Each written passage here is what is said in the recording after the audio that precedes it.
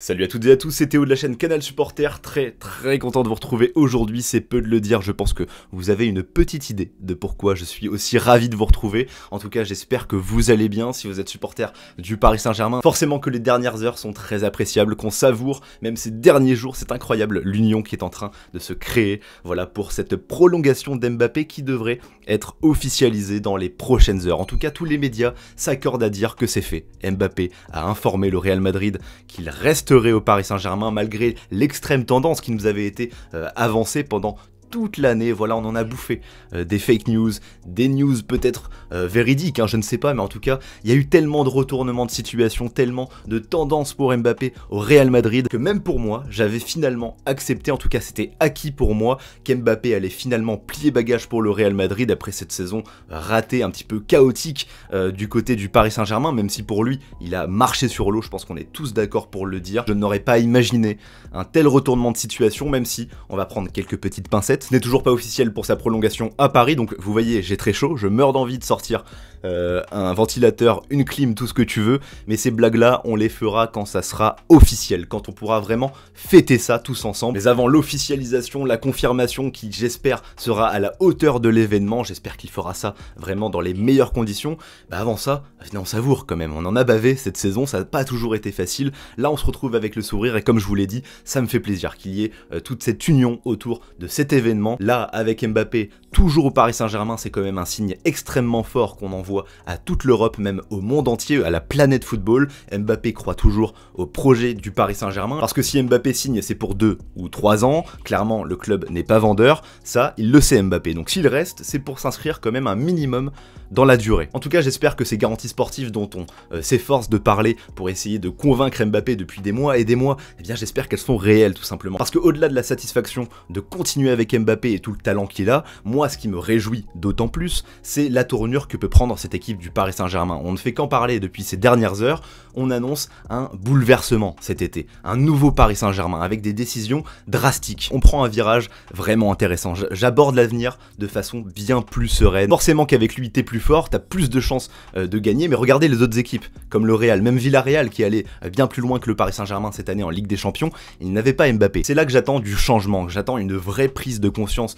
de la part du club qui pourra se dire ok, on a Mbappé, il est incroyable, mais ça doit être la cerise sur le gâteau dans notre équipe. Ça doit être l'arme fatale qui va rendre notre effectif, notre 11, imprenable. Et donc j'en reviens à cette question de changement, de bouleversement, d'évolution de la part du club. J'espère qu'avec Mbappé, il y aura un bon recrutement, j'espère qu'il y aura des départs aussi, c'est très important de dégraisser, de faire une refonte cohérente de cette équipe pour pouvoir atteindre nos objectifs qui convergent avec ceux d'Mbappé, ceux de gagner la première Ligue des Champions du club. Et c'est là que j'en viens à aborder une thématique qui me paraît assez importante, c'est se poser la question de pourquoi Mbappé a préféré le Paris Saint-Germain à son club de rêve, entre guillemets, celui dont il rêve depuis son enfance, le Real Madrid, alors qu'il était libre, alors que l'année dernière, il lui restait une année de contrat, il voulait absolument partir au Real, il sortait en plus d'une meilleure saison que cette saison qui ne s'est pas bien passée, qui a fait un effet de pétard mouillé. Alors pourquoi il a voulu rester à Paris? Et je pense que les supporters madrilènes sont dans l'incompréhension totale, ou alors peut-être que le premier argument qui sera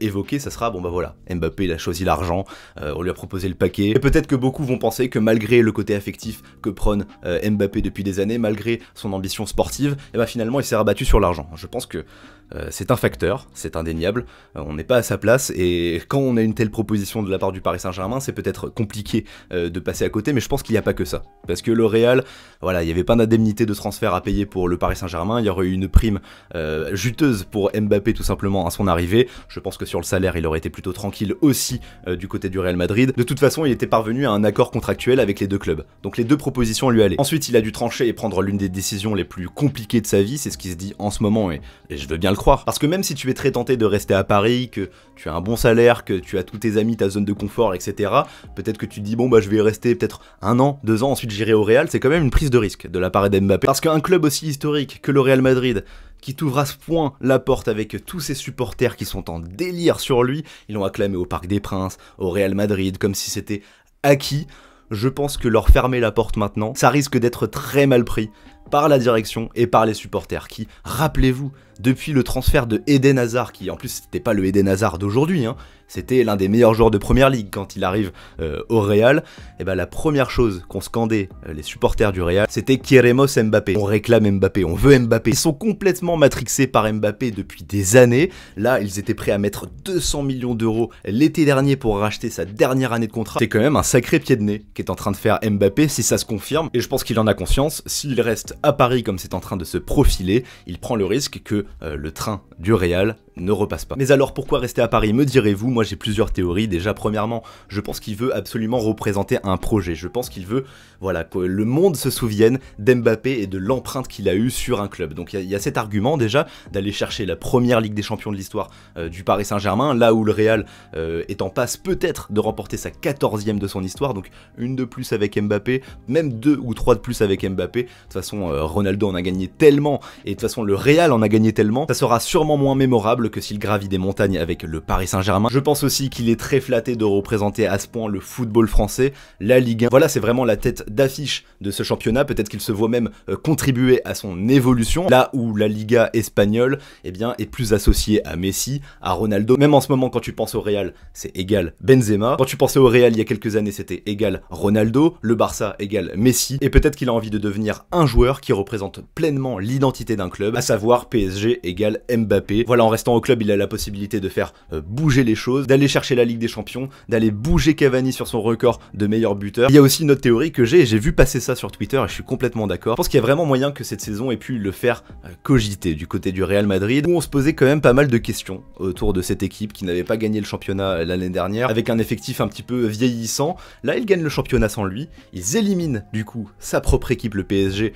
avec un Benzema incroyable, et ils vont jusqu'en finale de la Ligue des Champions sans lui, donc comme quoi ils n'ont pas forcément besoin de lui, là où le Paris Saint-Germain a clairement besoin d'Mbappé. Et ça, je pense que c'est forcément des éléments qu'il prend en compte. Regardez le flow qu'il a dans une cérémonie UNFP en fin de saison.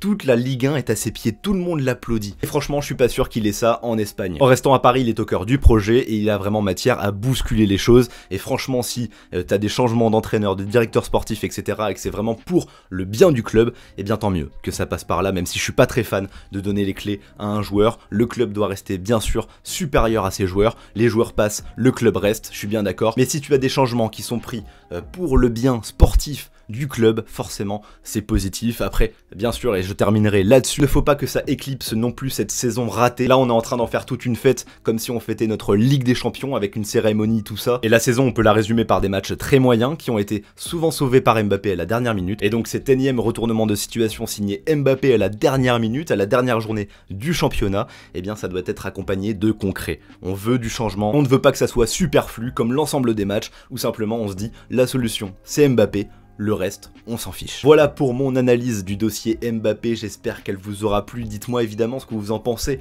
dans les commentaires. Bon, ça dépend à quel moment vous regardez cette vidéo, mais là je vais la sortir juste avant le dernier débrief de la saison. On se retrouvera donc évidemment sur la chaîne pour débriefer ce PSG Metz. Et on parlera bien sûr aussi des adieux de Di Maria. C'est un chapitre qui se termine avec le Paris Saint-Germain, alors qu'un autre devrait bel et bien s'ouvrir avec comme personnage principal Kylian Mbappé. On espère qu'il sera bien accompagné. Allez, c'est tout pour moi, c'était Théo de la chaîne Canal Supporter pour vous servir, et à très bientôt. Ciao tout le monde.